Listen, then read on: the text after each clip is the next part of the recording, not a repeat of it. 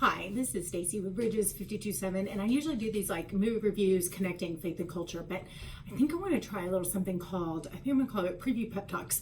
And because I'm often in the previews and I will see just a little, and it's like such a quick little snippet of a movie, and yet I'll have these like downloads come to me like, oh my gosh, here's a way just from the preview before I even go to a movie. I know I can actually be connecting this to my faith in some way. And sometimes it's actually easier because it's such a quick little soundbite. I don't get lost in all the things that I do when I'm doing an actual review or going to a movie because there's so much story.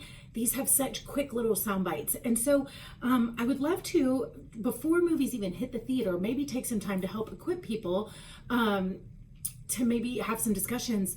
And even because I think when I go to a movie expecting God to speak or looking for ways that it would connect to my faith, because I'm looking for it, I find it. And so often I think we don't experience the movies that way because we haven't thought to look for it before we even get there, or to ask God to speak to us when we go. And so we're just kind of like, oh, this is fun, and we leave, and we miss these opportunities of God speaking because we didn't think to listen or to pay attention for it. We're not looking for it, right? So I keep seeing this movie, Wild Robot, the preview for that. And there's two little bites in this. I'm like super excited about this movie about a robot. I don't know. It looks beautiful. It looks super interesting. But in the preview, there's two things. Well, there's been a couple things that have just like, the first couple times I saw it, I cried. I totally would get choked up every time the preview would come on. And these are actually two different things. But the first couple times it was something else that was really hitting my gut. But this time I wrote these two things down to talk about because I think they have some great opportunities to kind of prepare our hearts even before we go. Whether or not we go, they're enough, I think, to give us something to marinate on.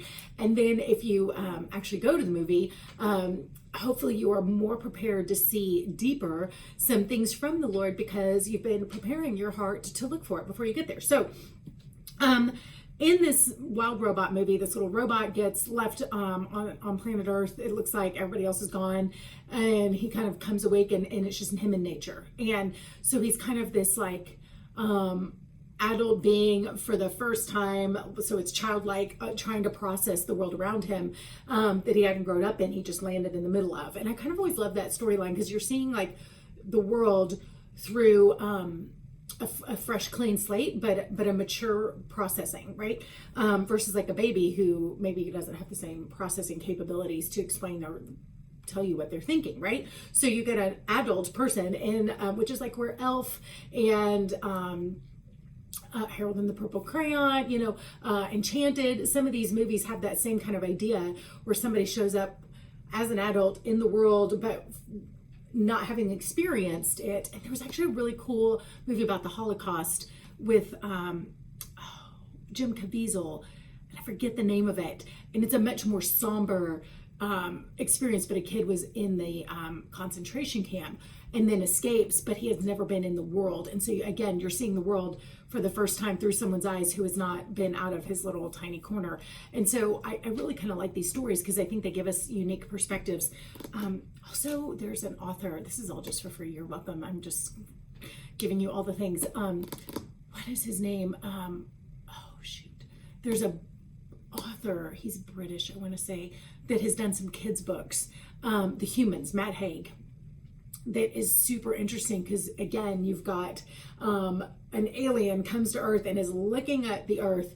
Also, that movie, The Alien, I think it's called, with Alan Tudyk, is on TV, which all of these movies have this same idea of somebody coming to Earth as like an adult mind, processing things for the first time. And they all have different perspectives, but I think they're super interesting to hear and to think because it makes us challenge the way we look at the world and the things that we've always just assumed were normal. It's like when you like grow up in your family and you always just assume everybody's family is this way, and then you like get to college or you marry someone or whatever, and then somebody else like goes, ooh, I don't like that, or that's not normal. And you're like, it isn't. And you've never even questioned it. And all of a sudden you've got a different lens to look at your family and maybe some of the dysfunction that you thought was normal, or even some of the good things that other people don't do that you assume everyone does. And you realize like, wow, that was actually special about my family, and this was broken, and I never questioned any of it. So I think so often we just have these moments of revelation about things that were normal to us. and we get a chance to look at them fresh. But to me, all of these kinds of stories give us that perspective and that opportunity to do that. So anyways, so I'm kind of excited about this movie for a lot of reasons, but there's two things that I love, because he's talking about how to relate and how to process relationally about things. And it's easy to sometimes see that when, like, the grace that I will give an animal is very different than what I will give a human. And so I think sometimes we can evaluate our relational grace for people differently when we see, like, I wouldn't do that. I would give an animal different kinds of grace, right? So he's interacting with animals, and I think it allows us to not take on the same offense, but to be willing to look at things with maybe more of an open mind. So the first thing that I saw in the preview was there's a porcupine and a fox kind of have a little skirmish, and the fox is suddenly like, and he's attacking. The robot shows up, and the robot acts like it's going to attack. And the robot's like, oh, what is he? He says, aggression detected. I see your problem. And he picks him up and he starts plucking out all of the quills that got in his face. And suddenly, it's like, I love this, because instead of going, how dare you, that jerk just tried to bite my head off, like, that person was so mean, whatever. Instead of taking it personally, the robot just analyzes and goes, oh, I see, you have a problem. And takes away the thing that's causing the pain. And now suddenly, later in the preview, you see he and the fox have become friends because he took away the pain. I mean, it's the mouse and the lion, right? With the thing in his paw. I think so often we are dealing with people and we get so angry that this person is treating us rude or whatever, or they're impatient, and we don't always have grace to wonder, like, do you feel bad? Do you, is something going on? Are you dealing with a crisis? Are you just tired? Like, maybe so often we judge the action without understanding, I see your problem. And not in a condescending way, but in a compassionate way. Let me help you. You're tired, so you're biting my head off. Can I help you get rest? Maybe I take the kids for a few hours so you can get the sleep you need, or help you clean your house, or take some of this financial pressure off, or whatever it may be, right? Sometimes we need to see someone's problem rather than getting offended. And then we need to, like, say, can I help? And so I love that moment. I think that is such a great instructive way for all of us to think through, how do we, and this is what Jesus did on the earth all the time. Like, I see your problem. Do you want help? Do you want me to heal you? Like, do you want me to come spend time with you? Do you want me to sit at your house with you and have dinner? Like, I can do these things. So I see your problem. Let me show up and meet it. That is the life of Jesus that he has invited us to share in. And I love how this movie shows that in a way that I think, especially if you've got kids and you want to go to a movie, like, this is a great way to say, can we approach when you've got a bully in school or whatever? You may not be able to stop their bullying. You may not be able to get close enough to a fox to help take the quills out because he might hurt you. And I get that. But also, if you can have that heart of compassion, like, I see your problem and maybe I can help it. Maybe I can't. But if I can, I'll do what I can. So the second thing that I loved was he gets kicked by an animal. I forget what it was, but like a goat or something kicks him, and he reels back and he goes, processing language. And I love that, because, again, instead of being offended, and I think, there's no offense in the kingdom of heaven. Jesus was never offended by anything. He stood his ground on some things, but he was never actually offended because he knew who he was. So you couldn't take anything from him. So there's this moment of, like, processing language.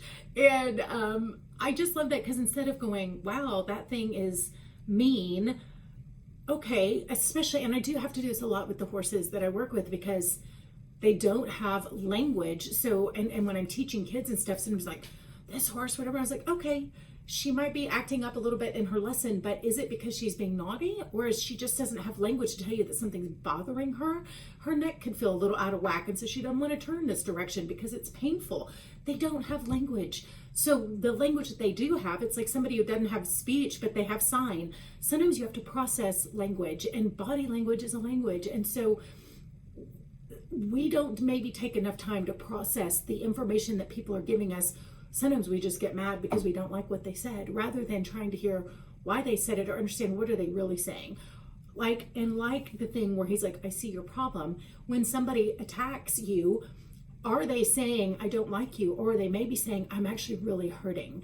Which is, so I think these two messages really weave together, because as we process the language, something bit at us, what are we processing? Are we processing offense, or are we processing, I see your problem, I understand your language, this is you trying to tell me that something hurts, and now whether I can do something about it or not, I can pray, I can ask the Lord to help heal your heart, I can be patient, I can love. And the Bible says that love, it's the patience and the kindness of God that leads us to repentance. So if we want to change people, instead of pointing out, well, you just didn't talk to me that way, instead of like being mad and telling somebody, I don't like that, sometimes as we just are kind and forgiving and we respond with kindness, often that does more to change their language than anything else. Because when people feel loved, they don't have the same need to protect themselves, right? Perfect love casts out fear.